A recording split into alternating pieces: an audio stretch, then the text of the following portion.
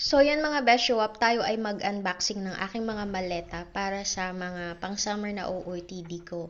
Itatago na ko kasi yung mga pang-winter and di ko alam bakit malabo yung camera ko dito. Parang nag-autofocus siya, ganun. Tapos di ko pa ma-open yung cabinet dyan kasi may bumabara. So, tingnan natin. Almost ang dami ko nang napadala sa Pilipinas ng mga damit. Pero ang dami pa rin pala talaga. As in, 3 maleta pa. Pero yung isa dyan, hindi puno. At saka hindi naman maayos yung pagkakalagay niyan, Besyo. Marami pa akong ipapadala pa uwi or bago ko umuwi, mga bandang June yun, ipapabox ko pa rin sila mga Besyowaps.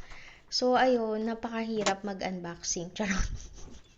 Tapos pag nakikita ko yung mga damit ko, naalala ko memory, saan ko siya sinuot or saan ko ginamit. So, tingnan natin ang aking unboxing. Hello mga Beshi Website kabayan! So dahil ngayon ay magsa-summer na, labas na natin ang ating mga pangmalakasang OOTD. At itatago na natin yung mga pang-winter, mga pang-taglamig. So kung ikaw ay nasa bansang malalamig katulad ko, alam mo yan. Woo! Labas na natin. Tissue. Ang ating mga pangmalakasang shoes, pang parte. Hindi ko pa ito nasuot, bago pa may tatak pa. Tapos, chinelas. Under their shoes, nasuot ko ata isang beses. Or hindi pa. Alam ko hindi pa rin eh. Hindi ko pa ito nasuot. Cute, no? Sabay ko ito binili, tsaka yun. Wow! Itong mga pabango, hindi ko na ilalabas. Dito na lang to. Bigay sa akin ng kaibigan ko to. Hala, dahil hindi ginagamit. Sisira siya. Dito pa pala itong isa. Card.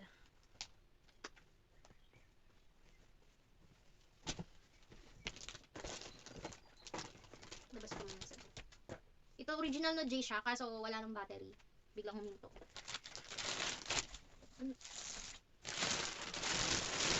Mga jacket ko.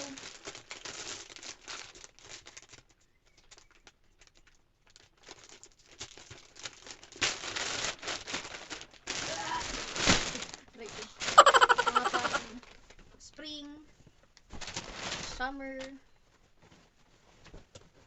Ay, sorry, shucks. Ano, wala pa. Grabe, oh. Walang plancha dyan. Ito pang malakasan.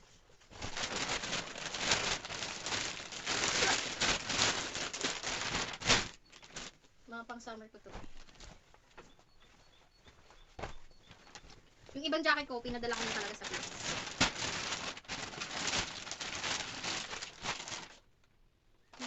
Bakit basa? Parang may lotion or something. So, ayan. Nabuksan na natin isang maleta. Ilalagay naman natin yung mga pang winter. Katulad nito. Hindi ko to ipapamigay or ile-let go kasi may pangarap ako one day makapunta ng South Korea at saka ng Japan. So, di ko to ipamimigay. Wow! Yung iba kasi napamigay ko na sa city. May binenta pa nga ako eh. Kasi mahal yung bili ko nun eh, kaya hindi ko pinamigay.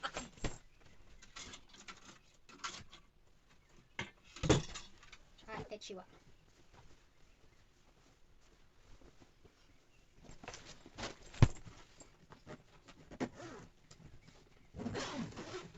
Oh, one down!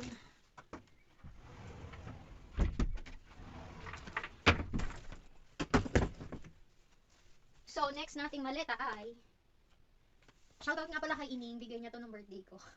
Favorite color niya kasi pink, o diba? Iuwi ko to mga besh. Lalagay ko na rin siya dito sa maleta ko. Tagal na nito, grabe. Unang abroad ko pa nito, 2015. Tapos may humiram sa akin, nasira. Ay, ayoko talaga nagpapahiram ng gamit eh. Nasira na siya, oh. Hindi na siya nag-ano. Tapos yung humiram, ayoko na ikwento, baka magalit kayo sa akin. Sabihin niyo punda. Punda. Wow, may pampalit. Ay, ito, di ko na kailangan. Tago ko na lang. Skirt. Ay, ito pa pala yung mga tama. Kailangan ko kasi itong mga stockings kasi medyo malamig pa. Buti hindi ko pala ito na pa-box. Kailangan ko pa yan. Mga mga shorts. Mga shorts. Sus, Mio Marimar, andito pala hinahanap kong favorite jacket. Pang winter. Yan, dyan. Ito, lagi itong hinahanap. Kasi pang winter, nung mga nakaraang malamig. Ano nangyari dito? Natubagan siya. Nakupasan ba ng may kulay? Mga pang summer pala to. Mga pang swimming. Ilabas na natin. Dami ko pang bagong medyas. Nung nakaraan, yung medyas ko butas. Tapos nakita ni Opa. Sabi niya, bumili ka ng medyas ha. Hindi, marami ako dyang bago. Kasi ayoko lang gamitin. Sabi niya, bumili ka na lang. Sagot ko na ako na magbabayad. Sabi niya. Tago na natin to. Tsaka yung isang jacket. Ito kasi kaya ayoko. Sumasabit yung buko dito sa likod. Baka ipapamigay ko to. Pamay na lang po. Char. Leather to mga besh. Bigay ng aking beshi bo. Birthday niya na nga sa 27 eh. Hindi ko lang alam kung magkikita kami kasi super busy niya. Hindi na kami nagkikita, tagal na. Simula pa pagpunta ko dito, Feb. So, ayun na nga ang ating pang party na dress. Bigay to sa akin ni Besh nung birthday ko 2020. 22 ba? 23. Bigay niya sa akin to. Pati to. Madaming pamana sa akin si Besh eh. Nakakatuwa. Ito, nasuot ko na rin to. Birthday ko noon yun. Sana kasya pa. Dahil pang medyas. Shorts. Labasan natin mga shorts. Ayun, skirt. Lang, kailangan ko siya plansya. Mga short pa rin. Kala mo naman lahat masusuot ko. 2 beses lang ako mag-day off isang buwan. Pero labas na natin. Ito, may pantalon pa. At sabi ng jowa ko, ito daw yung suotin ko pag uwi. Sira ko. Kaso di na to kasya sa akin. Kasi lang to eh. Small. As in, taba ko na kasi, kaya di na kasya. Mga pang summer ko. Ito sinuot ko to sa Italy. Ito, sinuot ko sa Portugal. Ayan, mga t-shirt na lang pala to. Mga pang summer na t-shirt. Ay. Then, bigyan natin dito.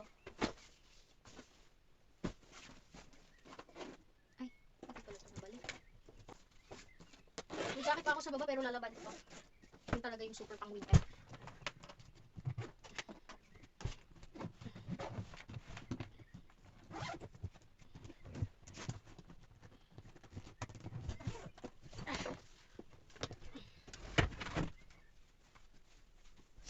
Ito, last na. Dami kong ngayon. Yung iba naman dyan, ipapabox ko pa rin pa mga June. Papabox ko na. Ito na yung mga pangmalakasang OOTD, mga besh. Ito din, sinuot ko to sa Portugal sa Sintra. From Shein to eh. Up lang to na ganito. Ito lang siya. Tapos pinalagyan ko ng tali. Kasi walang kakapitan. Walang kakapitan eh. Saka muna. Ito naman sinuot ko sa Rome. Sa Rome at saka sa Madrid. Ay, hindi sa Rome, sa para Verona, dun sa lugar ni Romeo and Juliet. O, diba, memorable sa akin yung mga damit ito. Mga pangbahay. Ito, sinuot ko to sa Harlem. Sa Harlem ko to sinuot. Dito lang yung Harlem, malapit lang sa Leiden. Ano pa ba? Dami pa. Hindi ko pa to nasuot. Yung sama nasusuot ko. Lang yun, hindi masyadong mainit dito sa amin kasi maraming puno. Probinsya kasi kami, hindi katulad sa city. Ito, sinuot ko to sa Tuscany, sa Italy, nung nag-tour kami. Ito yung picture ko sa Tulips. Wow! Ito naman sa Lucerne, sa Switzerland. Ito nung Independence Day. Ito sa Middelburg. Bigay ito ng amo ko eh. Cute, diba? Sa anak niya to, tapos ayaw na, di na kasya. Binigay sa akin. Ito din sa sa to? Saan ba to? Parang sa Zealand din yun. Nag-summer kami doon. Tapos yun, wala na. Ito, this is from Ukay. Diba? Ukay yan mga besh. Kala nyo Ayun, wala na. Pang summer na lahat. Pang shorts, pang Ito din Ukay to. For only €1. Piso ba? Piso. Wow! So, ayun mga besh. That's it. Ilabas ko ng ating pang OOTD malakasan. Ngayon, naayusin ko naman siya. Pagkatapos ilabas, aayusin naman mga besh. So, sa part ko ngayon mga besh. So, don't forget to like, share, and follow mga besh. And mag-comment naman kayo kung taga saan kayo para alam ko kung saan nakakadating yung video ko. Charot. Maraming salamat. Pwede natin tatandaan, always be good and choose. Later. So, part 2 na tayo mga Beshiwap. So, ito na, nakapag-decide na ako kung ano yung mga itatago ko talaga. Para, tulad nitong mga to, super kapal naman. Kaya, ilalagay ko na talaga siya sa maleta. Para, mabawasan yung space dun sa, sa, what they call that, dun sa aking cabinet. So, let's start mga Besh. So, dito naman ako sa kabilang side. Ilagay na natin yung mga pang winter talaga. Para bawas space na rin. Kailangan to, ang technique sa mga pang winter is isi-ziplock.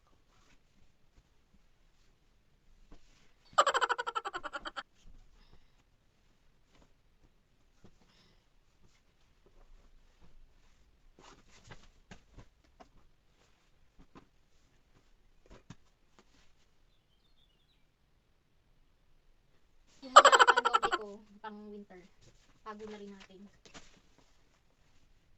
Di na naman ako magdodoble.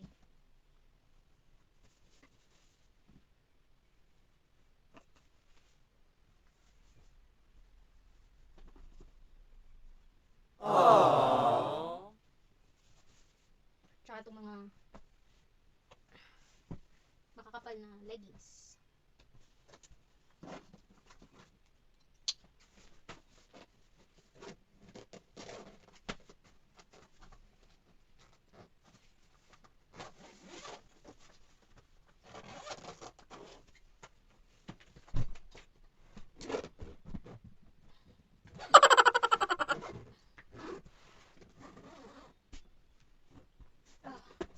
Yeah.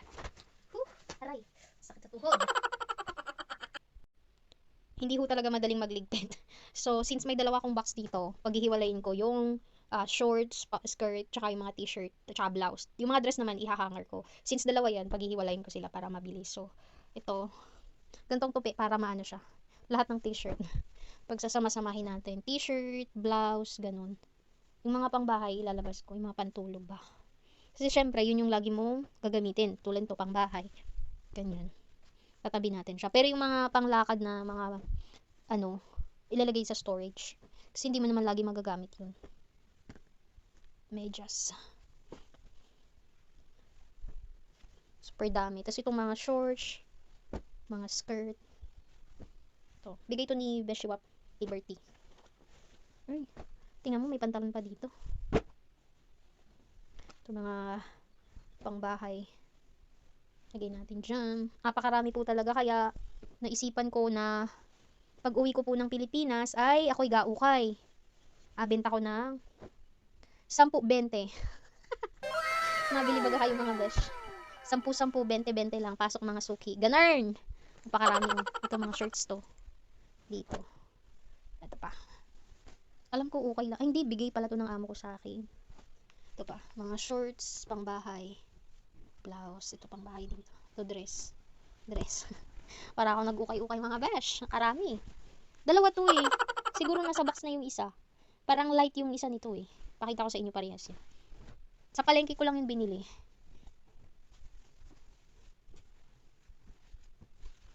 Dress. Ito, pantulog. Sosyalang pantulog. Ano to? Bakit ang ano niya? Hala, naanuhan siguro to ng itim. Kasi ang itim niya na, puti to eh. Aloka. Ang itim-itim na siya. Ito, favorite ko din to. Dress. Pangbahay. Kailangan kasi talaga isi-segregate nyo. Ayan. Tapos na. Kadali, di ba? So, ngayon, lalagay ko na dito sa box. Ganun. Ayun mga Beshwap, tinatamad ho talaga ako mag voice over ngayon pero wala akong magagawa kasi hindi pala ako nagsasalita dyan. Masyado akong seryoso sa pag-aayos ng aking mga damit kasi I just realized na napakarami ko pa palang damit. Ilang bag na yung pinadala ko, my God.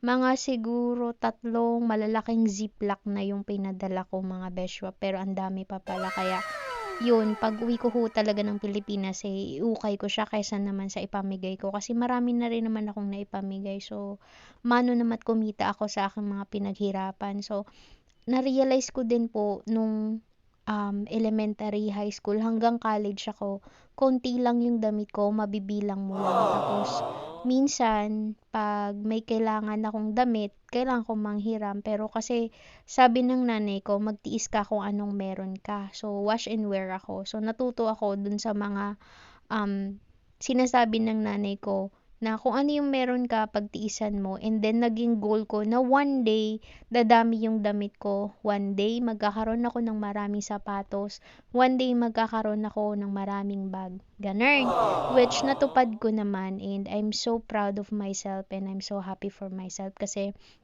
lahat ng pangarap ko sa buhay at sa buhay para sa sarili ko at sa pamilya ko, natupad ko naman ho. Sa awa ng Diyos, talagang kailangan mo lang ng sipag, tiyaga, disiplina at dasal. Kasi pag abroad ka, wala kang ibang karamay, lalo na't kung wala kang kamag-anak.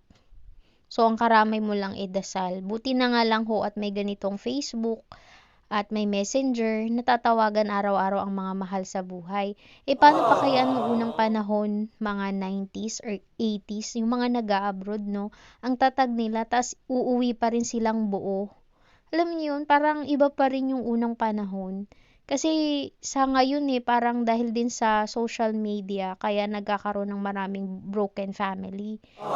Kasi example na lang yung pamilya namin, hindi kami perpekto, pero yung nanay ko inisip niya is, kung hihiwalay niya yung tatay ko is broken kami. So, andun pa rin yung family values ng nanay ko na inisip niya na magtiyaga. Pero, siyempre may kapalit din naman yun sa pagtitiyaga niya sa tatay ko. Kasi hindi perpekto ang tatay ko, napakaraming flaws, pero ang swerte na lang namin is napakabait ho ng nanay ko. Siya yung naging good example sa amin. Kaya kami lumaki ng maayos at alam niyo yun, mabuting tao.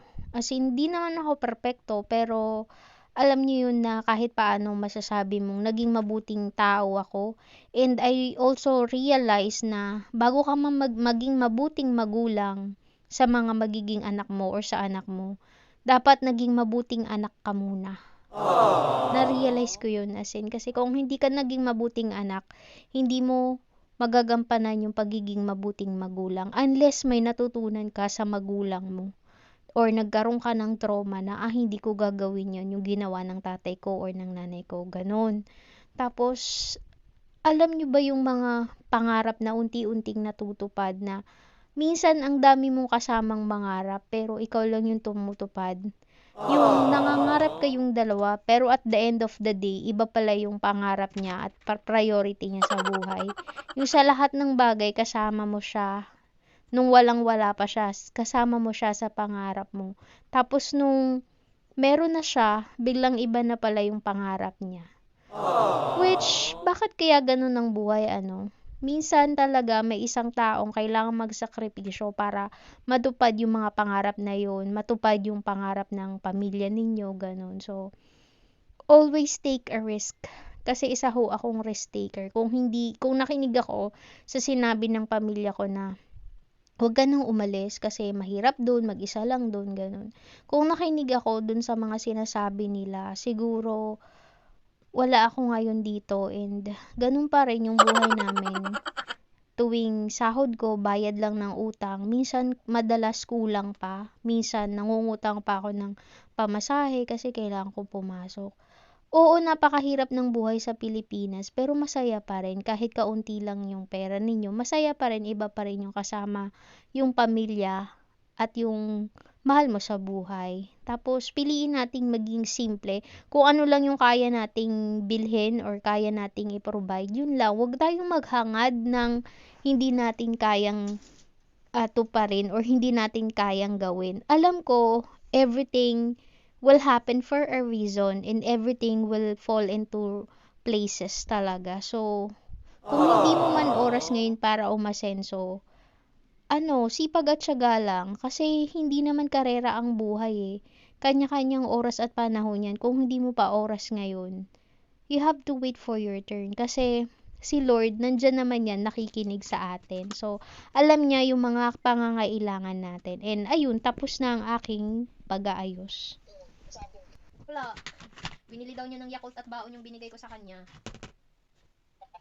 Maalam. Ha? Katuro yung 40 wari yung 45, yung Yakult. Yung isang balot? Oo. Pinambaon man din daw niya. Naturuan namin ni Marvin yung Pasit Mingos. Nakakatuwa. Nakakatuwang bata. Kabilang sa kamay. Oo, ang gabilang sa kamay. Ganun siya.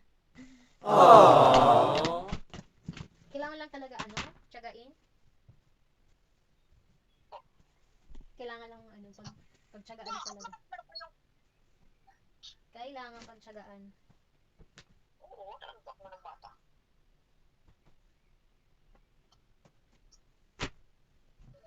Natututo naman. Oo. Dati hindi maalam magbilang. Alam naman. Dahan-dahan lang talaga. Dahan-dahan lang talaga.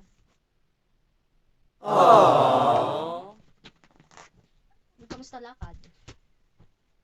Ayos naman yun ay, clean meeting.